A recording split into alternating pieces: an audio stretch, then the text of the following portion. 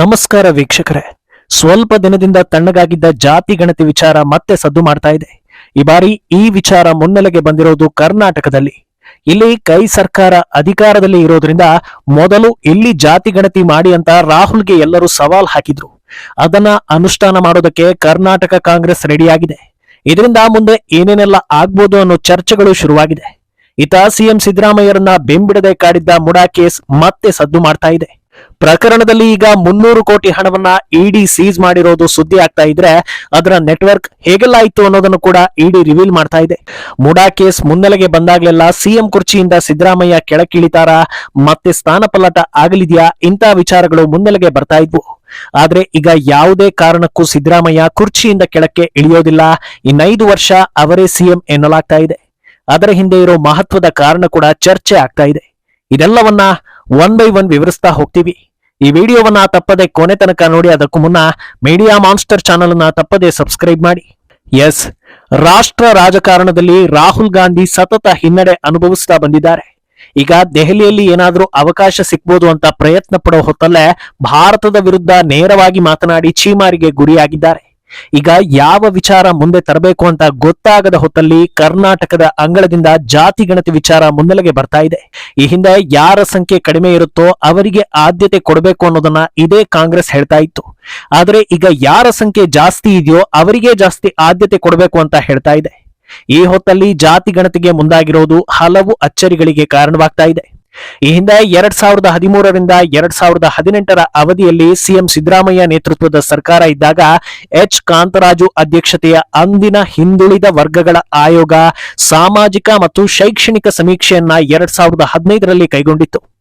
2023ರಲ್ಲಿ CM Siddaramaiah ಅವರ ಸರ್ಕಾರ ಮತ್ತೆ ಅಧಿಕಾರಕ್ಕೆ ಬಂದಾಗ ಜಾತಿ ಗಣತಿ ವರದಿ ಜಾರಿಯ ಕೂಗು ಜೋರಾಗಿತ್ತು. ಕಳೆದ ವರ್ಷ ಫೆಬ್ರವರಿಯಲ್ಲಿ ಜಯಪ್ರಕಾಶ್ ಹೆಗಡೆ ಅವರು ಮುಖ್ಯಮಂತ್ರಿ ಸಿದ್ದರಾಮಯ್ಯ ಅವರಿಗೆ ವರದಿಯನ್ನು ಕೂಡ ಸಲ್ಲಿಸಿದ್ರು. ಈಗ ಈ ಬಗ್ಗೆ ಕ್ಲಾರಿಟಿ ಕೊಟ್ಟಿರೋ ಸಿಎಂ ಸಿದ್ದರಾಮಯ್ಯ ಮುಂದಿನ ಸಚಿವ ಸಂಪುಟ ಸಭೆಯಲ್ಲಿ ಜಾತಿ ಗಣತಿಯನ್ನ ಮಂಡಿಸಲಾಗುತ್ತೆ ಅಂತ ಹೇಳಿದ್ದಾರೆ. ಆದ್ರೆ ಈ ಜಾತಿ ಗಣತಿ ಬಗ್ಗೆ ನಿಮ್ಮ ಪಕ್ಷದಲ್ಲೇ ಅಪಸ್ವರ ಇದೆಯಲ್ಲ ಅನ್ನೋ ಪ್ರಶ್ನೆಗೆ ಉತ್ತರ ಕೊಟ್ಟಿರೋ ಅವರು, ವರದಿಯಲ್ಲಿ ಏನಿದೆ ಅನ್ನೋದು ನನಗೂ ಗೊತ್ತಿಲ್ಲ, ಯಾರಿಗೂ ಗೊತ್ತಿಲ್ಲ. ಹೀಗಿರುವಾಗ ವಿರೋಧ ಮಾಡೋದು ಯಾಕೆ ಅಂತ ಅಪಸ್ವರ ಎತ್ತುವವರಿಗೆ ಟಾಂಗ್ ಕೊಟ್ಟಿದ್ದಾರೆ. ಅಲ್ಲಿಗೆ ಜಾತಿ ಗಣತಿ ವರದಿ ರಿಲೀಸ್ ಆಗೋದು ಬಹುತೇಕ ಪಕ್ಕ ಅನ್ನೋದನ್ನ ಹೇಳಿದ್ದಾರೆ. ಇನ್ನು ಈ ವರದಿ ರಿಲೀಸ್ಗೂ ಮುನ್ನವೇ ಒಂದಷ್ಟು ಮಾಹಿತಿಗಳು ಲೀಕ್ ಆಗಿರೋ ಸುದ್ದಿಗಳು ಕೂಡ ಹರಿದಾಡ್ತಾ ಇವೆ. ಯಾವ್ಯಾವ ಜಾತಿ ಸಂಖ್ಯೆ ಎಷ್ಟಿದೆ ಅನ್ನೋದು ಕೂಡ ಲೀಕ್ ಆಗಿದೆ ಅಂತ ಹೇಳಲಾಗ್ತಾ ಇದೆ. ಈ ಮಾಹಿತಿ ಪ್ರಕಾರ ರಾಜ್ಯದಲ್ಲಿ ಪರಿಶಿಷ್ಟ ಜಾತಿಯವರ ಸಂಖ್ಯೆ ಅತಿ ಹೆಚ್ಚು ಇದೆ. ನಂತರದಲ್ಲಿ ಮುಸ್ಲಿಂ ಸಮುದಾಯದವರು ಹೆಚ್ಚಿನ ಸಂಖ್ಯೆಯಲ್ಲಿದ್ದಾರೆ. ಉಳಿದಂತೆ ಲಿಂಗಾಯತರು, ಒಕ್ಕಲಿಗರು, ಕುರುಬರು ಸ್ಥಾನವನ್ನ ಪಡ್ಕೊಂಡಿದ್ದಾರೆ ಅಂತ ಹೇಳಲಾಗ್ತಾ ಇದೆ. ಪರಿಶಿಷ್ಟ ಜಾತಿ ಅಂದ್ರೆ SC ST 1.08 ಕೋಟಿ, ಮುಸ್ಲಿಮರು 70 ಲಕ್ಷ, ಲಿಂಗಾಯತರು 65 ಲಕ್ಷ, ಒಕ್ಕಲಿಗರು 60 ಲಕ್ಷ, ಕುರುಬರು 45 ಲಕ್ಷ, ಪರಿಶಿಷ್ಟ ಪಂಗಡ ಅಂದ್ರೆ ST 40.45 ಲಕ್ಷ, ಈಡಿಗರು 15 ಲಕ್ಷ, ವಿಶ್ವಕರ್ಮ 15 ಲಕ್ಷ, ಬೆಸ್ತರು 15 ಲಕ್ಷ, ಬ್ರಾಹ್ಮಣರು 14 ಲಕ್ಷ, ಉಳಿದ ಸಮುದಾಯಗಳು 10 ಲಕ್ಷಕ್ಕಿಂತ ಕಡಿಮೆ ಸಂಖ್ಯೆಯಲ್ಲಿದ್ದಾರೆ ಅಂತ ಹೇಳಲಾಗ್ತಾ ಇದೆ. ಅಂದಹಾಗೆ ಇದು ಅಧಿಕೃತ ರಿಪೋರ್ಟ್ ಅಲ್ಲ, ಲೀಕ್ ಆಗಿದೆ ಅಂತ ಹೇಳಲಾಗ್ತಾ ಇರೋ ರಿಪೋರ್ಟ್.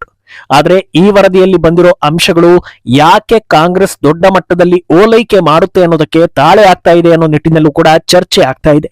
ಅಹಿಂದ ಸೂತ್ರ ಅಂತ ಹೇಳೋ ಸಿದ್ದರಾಮಯ್ಯ ಬೆನ್ನಿಗೆ ಈ SC ST ದೊಡ್ಡ ಪ್ರಮಾಣದಲ್ಲಿ ನಿಂತಿದೆ.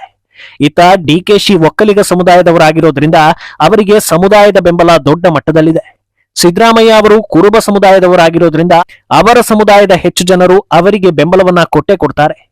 ಕಾಂಗ್ರೆಸ್ನಲ್ಲಿ ಲಿಂಗಾಯತ ಸಮುದಾಯದ ನಾಯಕರು ದೊಡ್ಡ ಸಂಖ್ಯೆಯಲ್ಲಿ ಇರೋದ್ರಿಂದ ಅವರ ಬೆಂಬಲವು ಸಿಕ್ಕೇ ಸಿಗುತ್ತೆ. ಅಲ್ಲಿಗೆ ಉಳಿಯೋದು ಮುಸ್ಲಿಮರು ಮಾತ್ರ. ಕರ್ನಾಟಕದಲ್ಲಿ 2ನೇ ಹೆಚ್ಚು ಸಂಖ್ಯೆಯಲ್ಲಿರೋ ಅವರನ್ನ ಚೆನ್ನಾಗಿಟ್ಕೊಂಡ್ರೆ ಮತ್ತೆ ವೋಟ್ಗಳನ್ನ ವಿಚಲಿತ ಮಾಡೋದಕ್ಕೆ ಯಾರಿಂದಲೂ ಸಾಧ್ಯವಿಲ್ಲ. ಇದೇ ಕಾರಣಕ್ಕೆ ಓಲೈಕೆ ಮಾಡ್ತಾ ಬಂದಿರೋದು ಅಂತ ಚರ್ಚೆ ಆಗ್ತಾ ಇದೆ. ಏನೋ ಇತ್ತ ಮುಡಾ ಕೇಸ್ ಮತ್ತೆ ಸದ್ದು ಮಾಡ್ತಾ ಇದ್ದು ಸಿಎಂ ಸಿದ್ದರಾಮಯ್ಯಗೆ ಸಂಕಷ್ಟವನ್ನ ತರ್ತಾ ಇದೆ. ಮುಡಾ ತನಿಖೆಗೆ ಇಳಿದಿರೋ ಇಡಿ ದೊಡ್ಡ ಅನೌನ್ಸ್ಮೆಂಟ್ ಒಂದನ್ನ ಮಾಡಿದ್ದು, ತನಿಖಾ ಸಂಸ್ಥೆ ವಶಕ್ಕೆ ಪಡೆದಿರುವ 142 ಸ್ಥಿರಾಸ್ತಿಯ ಒಟ್ಟು ಮೌಲ್ಯ 300 ಕೋಟಿ ರೂಪಾಯಿಗಳಾಗಿವೆ. ಈ ಬಗ್ಗೆ ಟ್ವೀಟ್ ಮೂಲಕ ಜಾರಿ ನಿರ್ದೇಶನಾಲಯ ಮಾಹಿತಿಯನ್ನ ನೀಡಿದೆ. ಸಿಎಂ ಸಿದ್ದರಾಮಯ್ಯ ಹಾಗೂ ಇತರರ ವಿರುದ್ಧ ದಾಖಲಾಗಿದ್ದ ಮುಡಾ ನಿವೇಶನ ಹಂಚಿಕೆ ಹಗರಣ ಸಂಬಂಧ ಇಡಿ ಅಧಿಕಾರಿಗಳು ತನಿಖೆಯನ್ನ ನಡೆಸ್ತಾ ಇದ್ದಾರೆ.